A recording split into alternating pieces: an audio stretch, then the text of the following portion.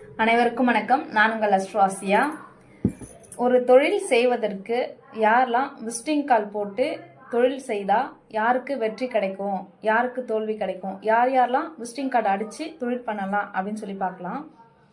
ஜாதகத்தில் 5ஆம் இடம் ப்ளஸ் 3ஆம் இடம் அப்படிங்கிறது அந்த பிளேஸ் தான் வந்துட்டு விசிட்டிங் கார்டு. ஓகேங்களா? ஸோ விசிட்டிங் கார்டு அடிக்கிறதுக்கு நீங்கள் உங்களுடைய 3ஆம் அதிபதியும் 5ஆம் அதிபதியும் நல்ல நிலையில் இருக்காங்களா, திதி சூன்யத்தில் மாட்டாமல் இருக்காங்களா, அல்லது பாதகாதிபதி 3ஆம் அதிபதிக்கும் 5ஆம் அதிபதிக்கும் சம்மந்தப்படாமல் இருக்காரா அப்படின்னு சொல்லிட்டு ஃபஸ்ட்டு பாருங்கள்.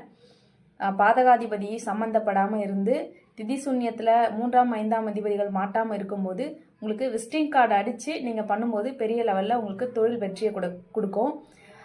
இதே வந்துட்டு உங்களுக்கு கெட்டு போய் இருக்கும்போது 3ஆம் அதிபதியும் 5ஆம் அதிபதியும் கெட்டு போய் இருந்தார் அப்படின்னா, அல்லது அசுப கிரகங்களின் சேர்க்கையோ பார்வையோ இருந்தது அப்படின்னா உங்களுக்கு விசிட்டிங் கார்டு அடிக்கிறதுனால எந்த பயனும் இல்லை. ஸோ விசிட்டிங் கார்டு அடிக்கிறத ஸ்டாப் பண்ணிவிட்டு தொழில் வந்துட்டு 4 பேர்கிட்ட வெளியே சொல்லி இந்த மாதிரி இங்கே ஒரு ஷாப் இருக்குது அப்படின்றத வாயால் சொல்லி நீங்கள் பிரபலப்படுத்தலாமே தவிர விசிட்டிங் கார்டு மூலயமா பிரபலப்படுத்தக்கூடாது. ஓகேங்களா? ஸோ 3ஆம் இடமும் 5ஆம் இடமும் எப்படி இருக்குன்னு பார்த்துட்டு செக் பண்ணிவிட்டு அதுக்கப்புறமா நீங்கள் தொழிலை ஸ்டார்ட் பண்ணுங்கள். விசிட்டிங் கார்டு அடிக்கலாமா வேண்டாமான்னு சூஸ் பண்ணிக்கோங்க. நன்றி, வணக்கம்.